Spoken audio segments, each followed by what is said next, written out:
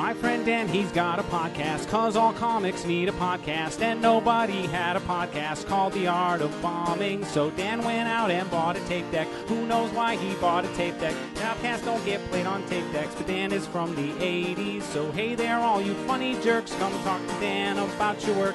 Tell him all about your worst times. It's The Art of Bombing.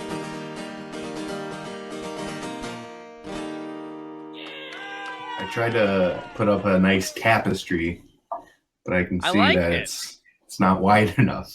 Not wide I didn't enough. realize how much. Yeah. You still there? Yes. Sorry. Oh, I stopped because you were still talking. I didn't want to interrupt. Yeah, no, and then I stopped because you were talking. Yeah, the delay doesn't help. We can't have a normal flowing conversation. Yeah, that's the only bad part about this is you can't, like, instead of doing it in person, I can't, like, that natural conversation is hard because of that little bit of a delay.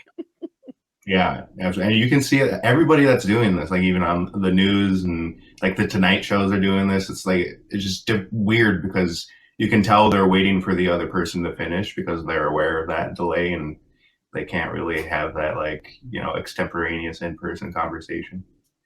It's weird to watch.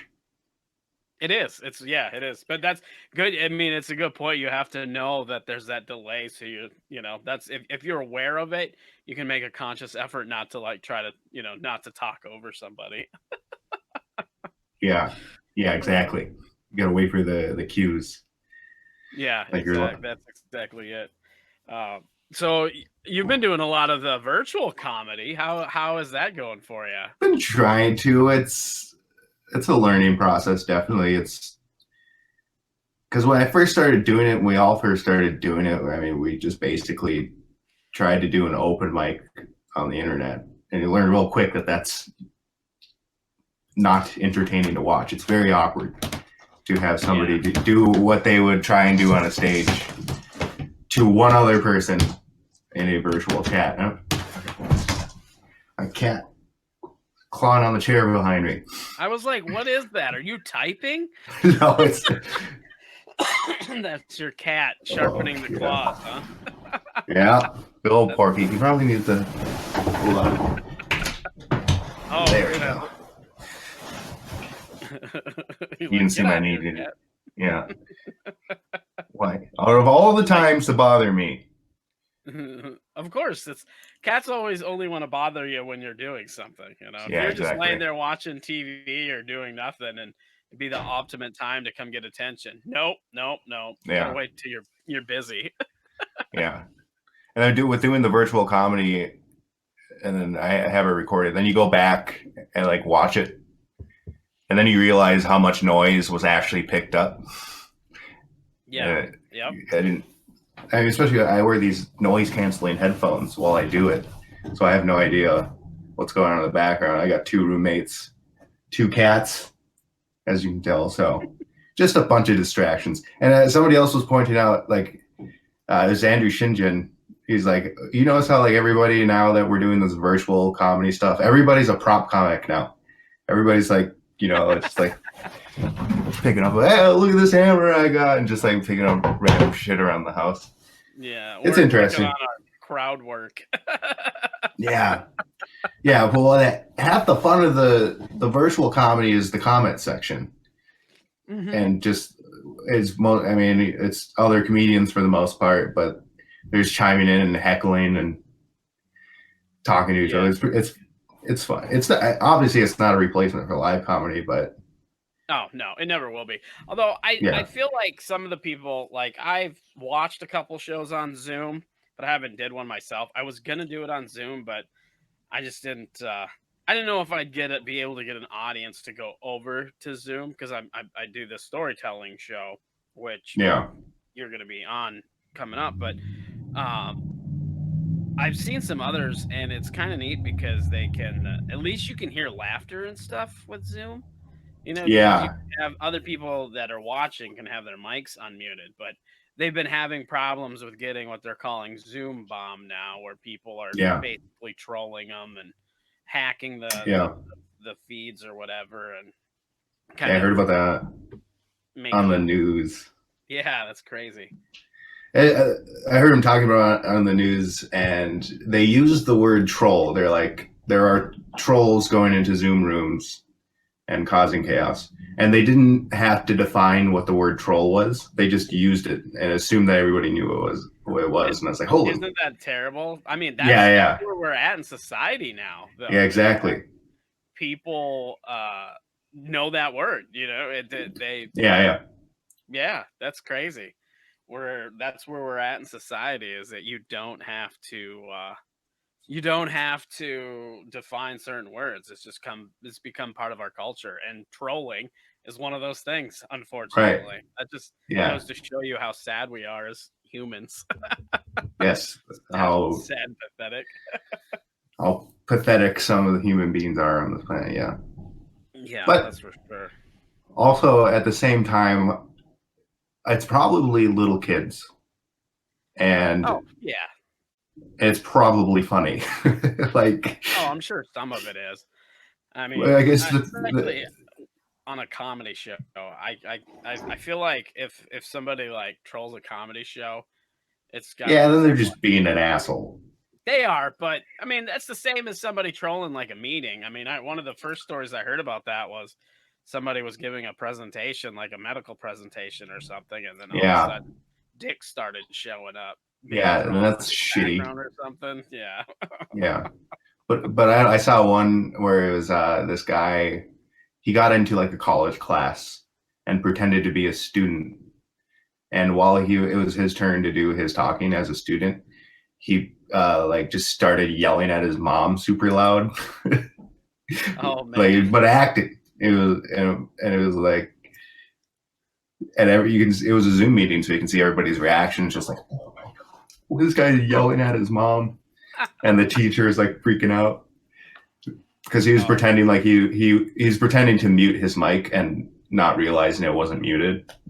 Oh my! So it's like a whole bit this guy got.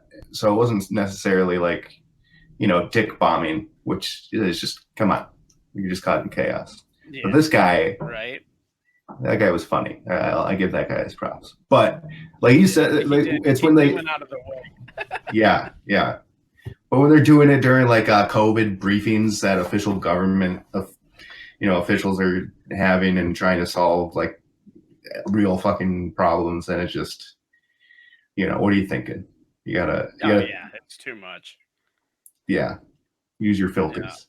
Yeah, exactly. Go find something constructive to do, like an open mic on the internet. Yeah, exactly. Yeah. Oh, too funny.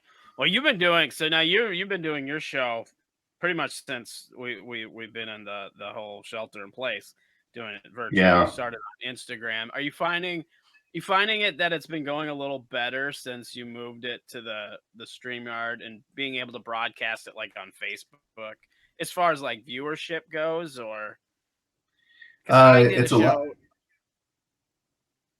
Go ahead. Oh, okay. Well, I was just going to say, I was doing a thing on Instagram and then I moved it over to Facebook, and my viewership went down, but I still felt like it was better on Facebook. Also because I could capture it, whereas on, Instagram, it's harder to capture. Yeah. Instagram is not very customizable. You just have to use their program. It has to be on their phone. But at the same time, Instagram is what everybody is okay with using. There's, especially among people my age and younger, they're against Facebook, and they see Facebook as an old people thing. And like, even I heard somebody call Facebook ghetto. Like, Facebook has a negative connotation to it nowadays, especially with the privacy stuff and all that. And even though Instagram is owned by Facebook and ran by Facebook, people just see some of the same privacy stuff. Yeah. Sure. Yeah. I mean, all that stuff, it's all the same. It's the same company, but it just, Instagram, especially among young people, has more active users, and it just seems like everybody's on Instagram all the time. And so when I was doing a show on Instagram, they were already there on Instagram. So it wasn't anything for them to just, click on Oh, when absolutely. they get that notification I went live. Well, now we're doing it on StreamYard and going to Facebook and YouTube. It's almost a different destination that they have to go to tune in. And so, yeah, my viewership has gone down, even though I'm on 2 different platforms now, which should theoretically get my viewership up. It just hadn't. Yeah, absolutely. I think just because of the popularity of Instagram. Yeah. Well, and that's one thing. Yeah, I definitely noticed that. Well, another thing I noticed actually, I did my storytelling show through Facebook or whatever, but I was broadcasting to multiple Facebook pages, which Mm-hmm. that helped with viewership. And then the last time I did it, I did one on Facebook and one on YouTube, and I didn't have as many views as I did the prior week during the broadcast. Because nobody was really watching it on YouTube, so I've been kind of like experimenting with it. Yeah, I've got Twitch as well, and I'm thinking about broadcasting to Twitch as well. Not that I'm not even sure how Twitch really works. I don't have any followers or any of that or whatever. I mean, I set up an account and that was about it. Yeah.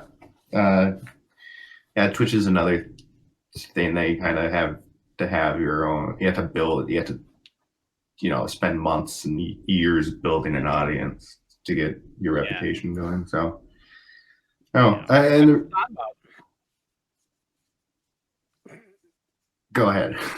I would just see we're gonna get the hang of this delay.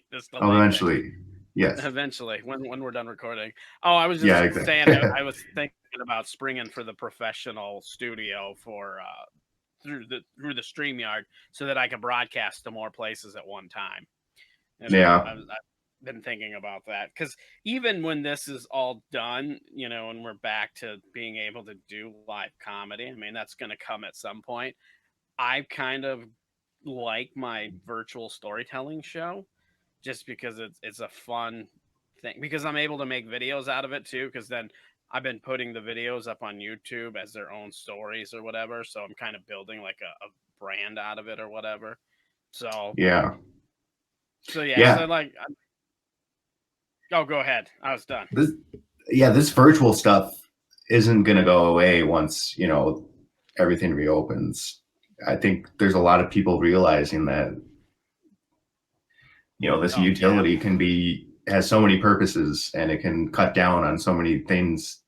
Like all of the money we're saving on not going places or not having to, have a place for people to come and work. Having people work from home, and just all of the benefits that are coming from that are going to be, we've been forced into doing them, but now we can see that, there's actually some positive results to telecommuting or being able to spread a message like this that normally would be very localized, but now can go across the globe. So it's not going away. Absolutely. No, I don't think so either. I think it's funny too, though, because a lot of comics always complain about YouTube stars, and essentially that's what this is now. Yeah, everybody's looking to be a YouTube star. I mean, it's right. Right now, it's impossible to become any type of other star. So you got it's the path that we've all been forced down. But. Yeah, I suppose YouTube stars, they're probably really upset now because there's so many comics and musicians and other entertainers using these platforms now because they can't perform live. Yeah. But that's another thing, we're all competing with that. So it's got to be, for you and I, it's got to be a localized thing. Like it's going to be very hard to build an audience online just from absolutely being online. So it's got to be like, people that know us and from actually met us in real life. And that's the thing about doing these shows, is that I get so many Instagram followers and Facebook friends who are just random people that I've never met because they want to watch their friend who's the comedian on the show. So now I got all these different connections, and they stay friends with me and still follow me after the show is over. So, I mean, that's more eyeballs that see the advertisements for other shows I'm going to be on. That's a good point, because when we had to do the the mic the last time you did it on Instagram when we had to do the chain mic where we were passing from Instagram account to Instagram account. Yeah. I got a bunch of new followers too.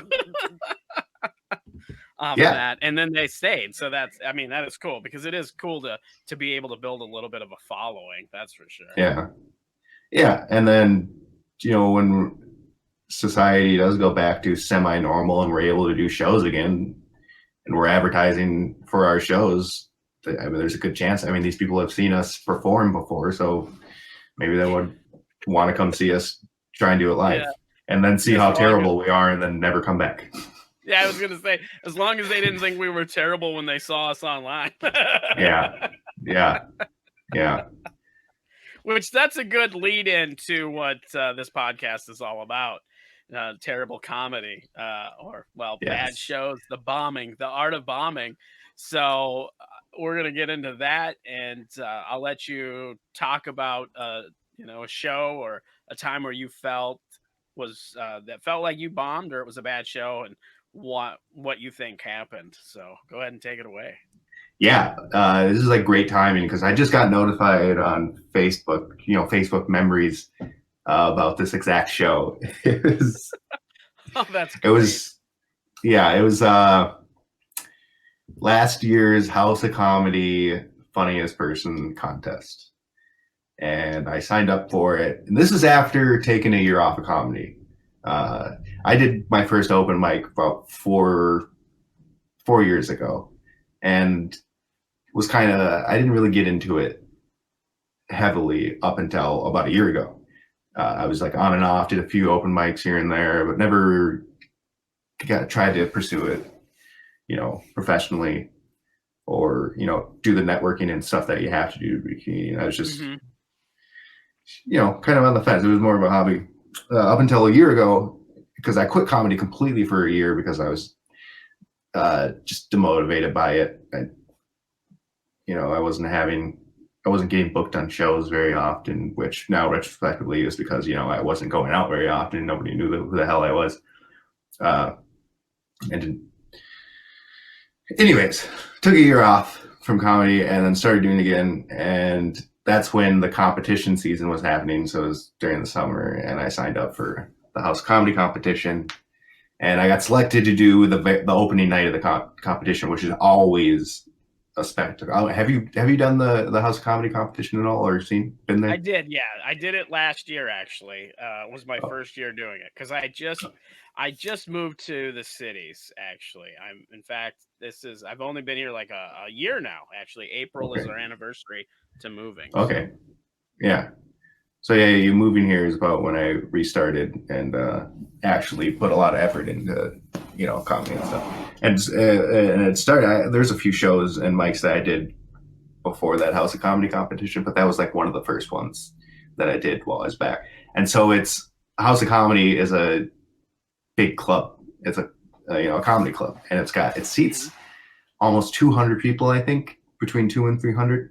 And opening night of the competition is like a big thing that they promote and that get people handing out flyers and stuff to come see this competition. So House of Comedy was packed that night when we got there. And I found out about a week later, or a week prior to the show, who the judges were going to be. And it was like a radio DJ that I've never heard of, like two musicians that I've never heard of, and then Harmar Superstar. Do you know who Harmar Superstar is?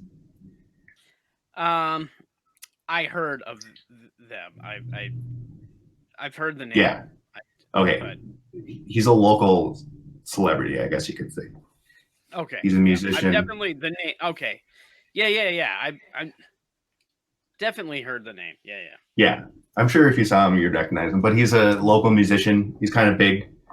And I love his music, and I've been a fan of him because I'm a Minnesota guy, so I love local music and everything. And he's kind of out of Minnesota has become one of the more popular musicians. Anyways, I don't really know much about the guy other than I know his music. And then he's going to be the judge at the competition.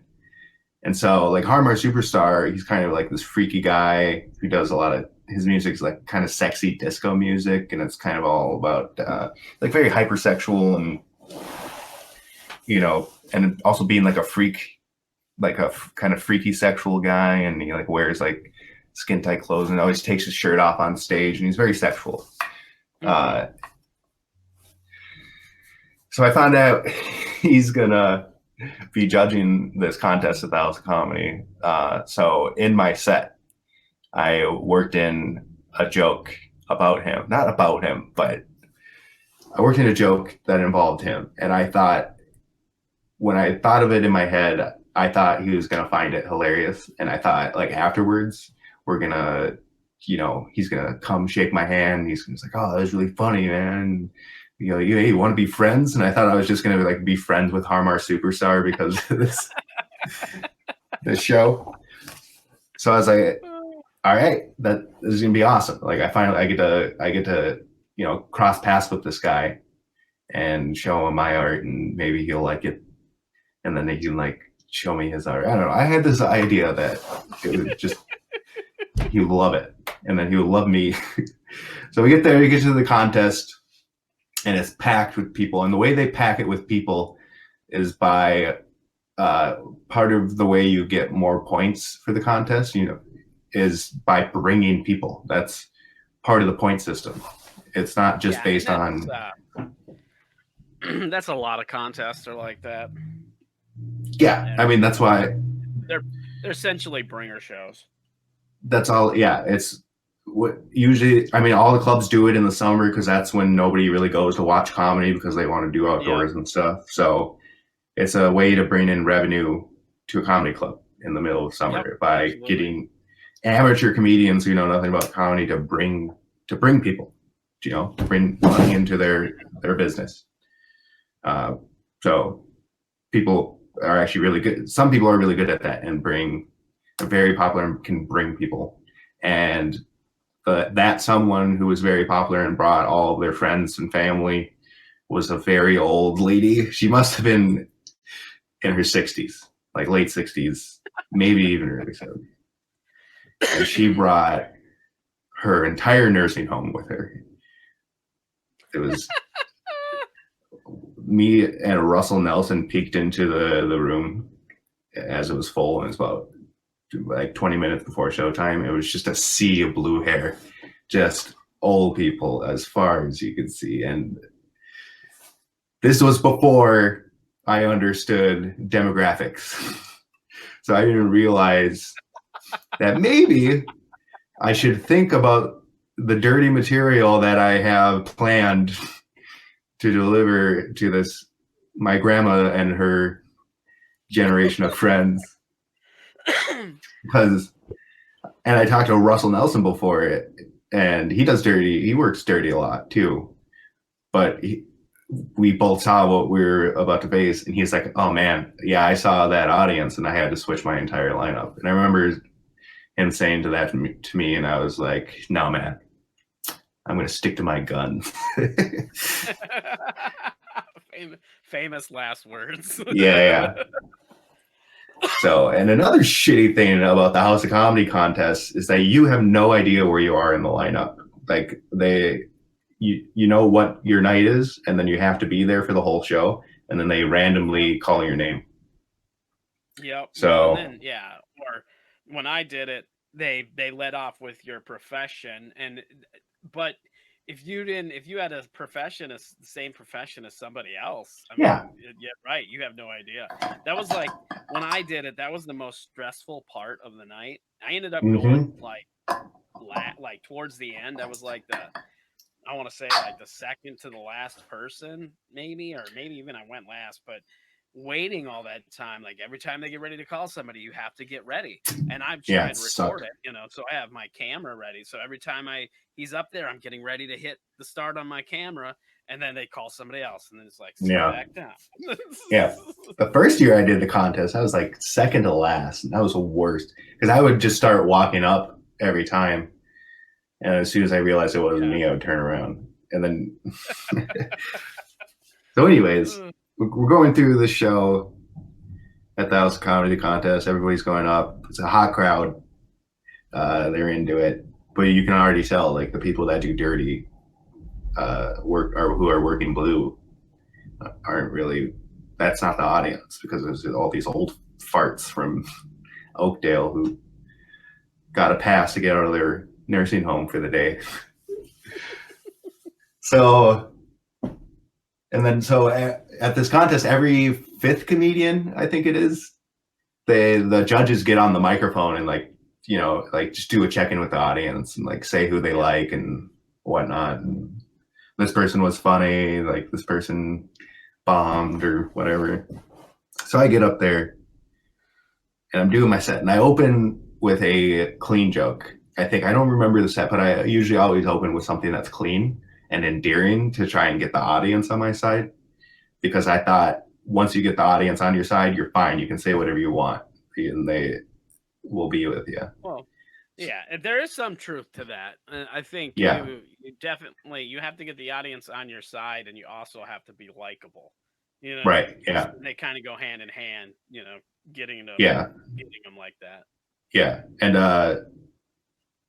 they usually, you're right, is the case. But when you like go from, you get them on your side and then completely go to the opposite direction, like unexpectedly, especially with this audience, like this elderly audience, this geriatric audience, is a bad idea. So I open with a clean joke, and then I go into a joke that it's a joke that I normally do, that I then added a tag on it to involve Harmar. So the joke is, and after doing a clean joke, I think the joke I opened up with, when I opened up with was odd, is it was snow. I'm sick of the snow. Like there's way too much snow. I'm so sick with the snow that during the last snowstorm that we had, right in the middle of it, I built up a giant snowman just so I could choke the shit out of it, you know? So like something, so it's super, you know, Minnesota clean fun. And then my next joke was about bike. I ride a bicycle. I bike a lot. The thing I like about it most is that it's good exercise. Like it's great for my calves. And then I'll turn around, like it's a shame I'm wearing pants because you can't see my calves right now because of how ripped they are. And I turn around and it's like, actually, you can. My pants are tiny enough where you can kind of see them. And I like flex my calves to the audience, and usually it's like, oh yeah, hot calves. And then the joke is if you look closely enough, you can see that the right one is slightly bigger. And I know why. It's because I masturbate with my right foot. Oh, jeez. And usually, like with a young audience and a college crowd, that it's funny. People laugh at that punchline. Yeah. And at this one, it was just dead silence, except for I think I heard Tito laughing. And so then I was like, continue with the script. My next tag was the brilliant one that was going to make me friends with Harmar Superstar, which was, I think that's the one thing that me and Harmar have in common. We're both foot masturbators. Oh, jeez. And nobody found it funny. Nobody was laughing. And then from then, that was like my second joke, and I still had like 4 minutes left on stage. And man, the rest of my set just fell flat with everything. I don't even remember what jokes I said, but they completely were not on board with me. They hated my material. They hated me as a person. And retrospectively, it probably looked like I was bullying Harmar Superstar, because I also didn't have a lot of self-awareness back then. I didn't realize, I kind of look like a bully. So it looked like that. And then they get to, the point where the judges come and check in with everybody. And Harmar gets on the mic and he's like, Russell Nelson was super funny. I think we should, we're going to see this guy in the comedy world a lot. Emily Carson was hilarious. She had a great song. And Derek Meyers, don't include me in your web of lies.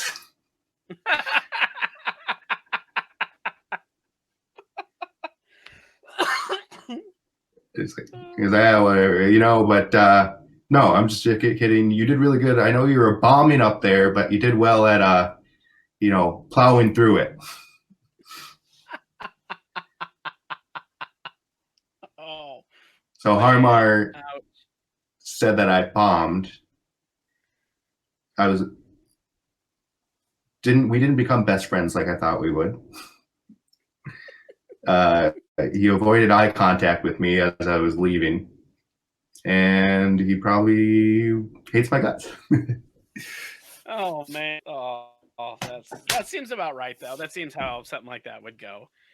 Oh, Yeah. So that was probably my biggest bomb, and it happening at opening night of the contest in front of like 300 people.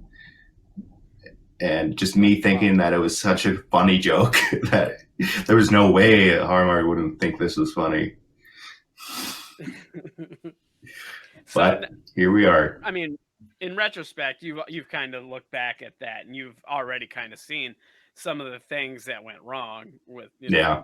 You feel like since then you've grown to kind of read an audience and kind of gauge like the demographic before you go on in case you need to switch a set out a little bit and change some of your jokes. Yeah.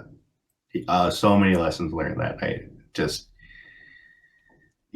understanding like that to get a sense of an audience, you need to like show up early and just like be there as they're arriving and just kind of pay attention to, what they're wearing and, their age, and how old they are and the way they present themselves, what they're drinking. Like, just get an idea of demographics and stuff. Absolutely. And you can absolutely do that. Like you said, watching people come in, because you can kind of see, like, as people are coming in, you can tell, like, if there's people that are drinking a lot and they're kind of obnoxious, you can tell that they're probably going to be obnoxious through the show. They're probably going to be the ones that you're going to have issues with them heckling or whatever. And there's all kinds of different things you can definitely pick up on just from watching them come in, which will definitely help you through your set, because then if something comes up, you're kind of ready for it. Yeah. And that's why, I told you I did my first open mic like 4 years ago and did comedy for 4 years, but never enough to completely immerse myself into it, which is what you have to do. You have to immerse yourself in it and the audience and the jokes and just going to open mics and the whole thing. It has to be an immersive experience. Otherwise you're not going to learn the things that you need to learn to have a successful comedy set. Absolutely.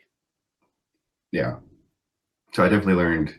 Also, I've become way more self-aware since then, and that's a key for comedians, because absolutely, I'm like I'm just a bigger guy, and I have a very American face to me, and I've been sporting a mullet for a while, so like I look like an asshole.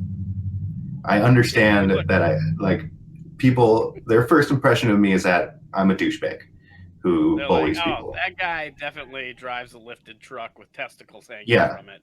Yeah, he still plays, intramural hockey and still gets in hockey fights. Yeah, definitely wears affliction shirts and so tap out shirts. So now knowing that, so going back to the starting off with endearing jokes and like establishing yourself and getting people on your side, I still know that I need to do that, but doing it in 6 minutes and going to 2 different extremes doesn't work.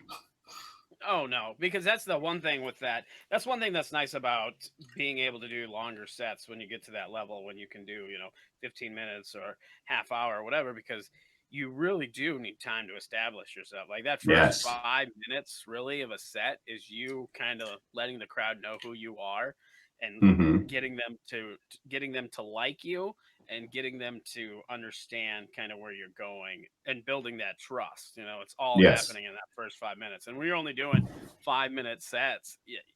It's hard to do. You try to, by the time they're ready to go wherever you want, show's over, so it's like you have to have really good jokes and or whatever that are pretty, diverse across multiple crowds, Yeah. until you can start doing longer sets. Yeah. But that's what's nice about open mics, is because then you use open mics to test some of those edgier jokes, if you will.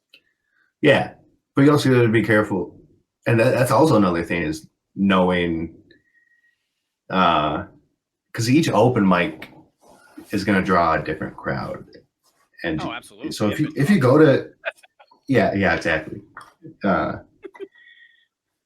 but going to those open mics every week and figuring out exactly who's on there and what the vibe is. That's, in order to be a good comedian, you kind of got to do that to learn what's going to work at those types of places, and then that going in, so you can actually work on the stuff you want to work on, or stuff that's not just it's not going to bomb. Yeah, or at least has a fighting chance. About observation before you go on even go on stage. Exactly it. Observing the food, the vibe, the people, what they're like, all that stuff. And what I've noticed from watching older comedians that I look up to is that almost every time an experienced comedian who's been doing it for a while will open with a joke about the environment that they're in, or about people in the audience that have been, part of the show. So if you can get a good joke off of something you're observing in that environment, that's really good at setting yourself up to have that audience on your side. That's because it shows the audience that you're in the room too. That's another thing to help build trust. It shows that you're watching it. You're with them. You're not just there as an entertainer. You're not like better than they are. You're the same as them. You're in the room, and that's and that's a good way to help build trust. Is because everybody wants to be in the room together. Essentially, all part of the group. So that definitely helps. Absolutely. Now, the bumming of bombing, how long does that dreadful feeling usually last for you when you have a bad set? It used to be a long time, and I would be so hard on myself. That the first 4 or 5 years when I wasn't really doing it, that's why I didn't get any better, is because I would take that bombing so personally, and I was just it would turn into, God, I suck at comedy. I should just never do it again. I still feel that way sometimes. Yeah. Well, I mean, I do. Yeah. Everybody has that self-doubt about their funniness and their, imposter syndrome. But now that I've went through that year of not doing comedy and beat myself up so hard for not doing it, because it's really the only thing that I've found that is an actual passion to me, that like gives me that energy, that gives me that flow, that it just a love that I have for nothing else. Like nothing else excites me as much as stand-up comedy. So now when I'm bomb, I take it as a learning lesson, and it doesn't really affect me that bad, unless it's on a big pre-booked show, which for the most part, I don't absolutely bomb at those. Some of my jokes will bomb, but because I've been, bombing at open mics and learning my lessons, once I get to those shows, I can, get through them successfully without absolutely bombing for the most part. Absolutely. What do you try to take from a bad set? What are some of the things, like key takeaways you tried when you're analyzing a set that went wrong or a joke that bombed? What do you do to try to improve it? I always record all of my sets, go back and listen to every word and its place in the joke, and just really try to figure out, somebody who's listening to the joke, figure out why they didn't find it funny, even though I found it so funny. And it could just be a simple, the order is wrong or the way you presented it, or just getting too wordy and losing the plot to the joke. Just going out and physically telling the joke on a stage, no matter how hard it bombs, you're still getting something out of that. You're performing the joke in a way that doesn't work. But as long as you're doing that and you can go back and listen to it and analyze it and rewrite it, then you're doing something that's worth its time.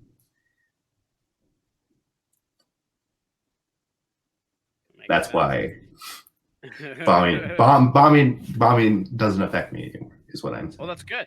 It's good. It should be a learning experience. That's, Yeah. I've gotten to the point where I don't consider, like, if I go to an open mic and don't do well, sure, it sucks, but I don't consider that a bomb. To me, that I'm working stuff out. I have an agenda, and that's what's important. Now, if I'm getting paid to do like a corporate gig and it doesn't go well, I'm like, oh, that sucks, because I have to go ask for that money afterwards. Yeah. It's always a tough thing to do. Well, luckily, I've never been in that position, because I'm still just a young lad. Yeah. You're still a young lad. Yeah, well, you'll get there, and then you'll know what I mean. Yeah. But bombing sucks. Yeah, right. Couple fun things before we wrap up. What's the worst thing you've ever said to somebody from stage? The worst, most offensive thing? Yeah, if somebody heckled or something, what's like the worst thing you've said to somebody? Or directed at somebody or a group of people? Doesn't have to be like in particular.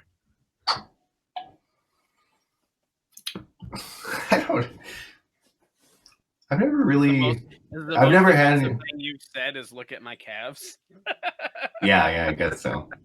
I'll tell you. Okay, so the worst thing that's happened was when I had that wrestling match. This isn't really. Oh, now you can know that I'm not wearing pants.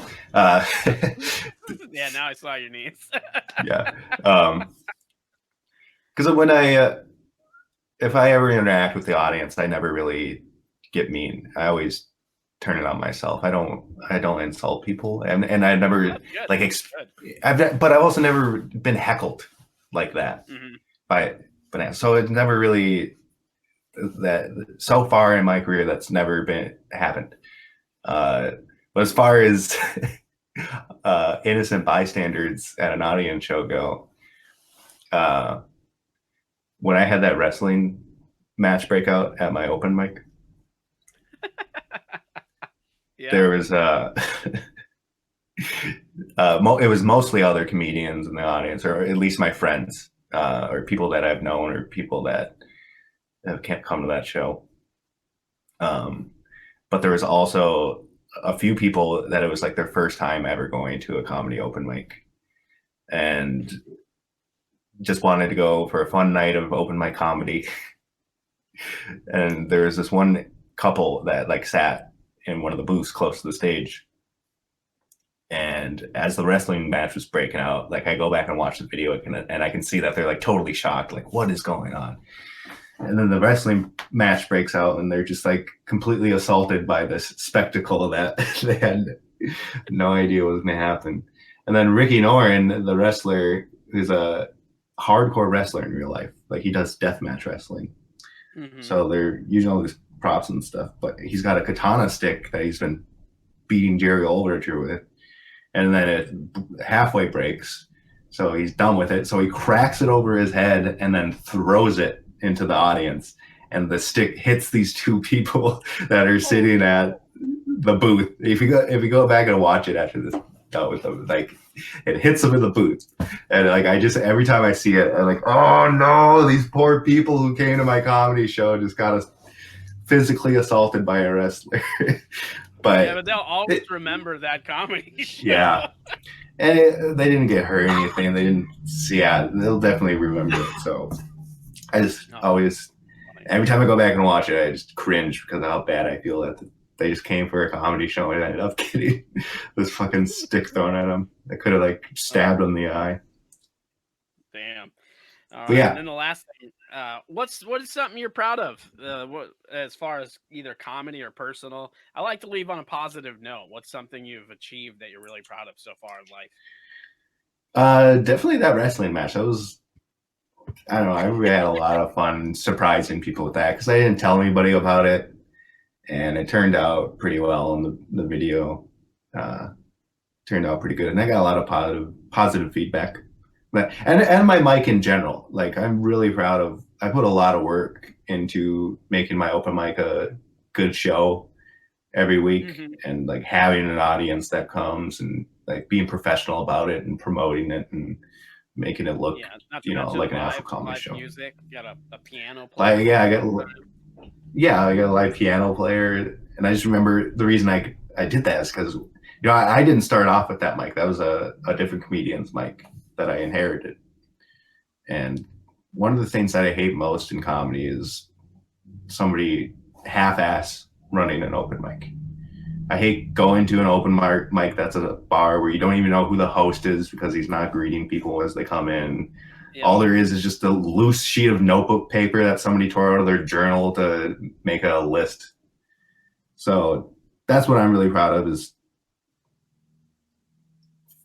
first of all, thinking that I have the ability to have a successful open mic, and then actually executing it and producing a successful open mic and having other comedians, other people that run open mics tell me that it was a really good open mic and their favorite open mic. And even though I didn't make it to city pages at all, it was a bullshit popularity contest. I've had enough, people that I respect as comedians that I respect and that I look up to tell me that they loved my open mic and it was the best one in the cities. So that's way better than being in city pages. Oh, absolutely. Absolutely. And it is a great mic. I've done it a couple times. I've always had fun there. Oh, it's a good spot. Yeah. Hell yeah. Right. Thanks for supporting it. Yeah. Where can people find you? Promote your social medias. You can promote your page. Yeah. Your mic, all that stuff. My Instagram is right here. You can find me on there. I promo my shows on there. My Facebook is facebook.com/DerekIsMe, but without the underscores. A little bit confusing. But if you just Google Derek Meyers Comedy, you can find me. And then you have a page for your open mic as well, the Midtown. Yeah, well, I have a page. You do have a Facebook page, right? For the virtual. It's called A Virtual Open Mic is the name of my virtual show.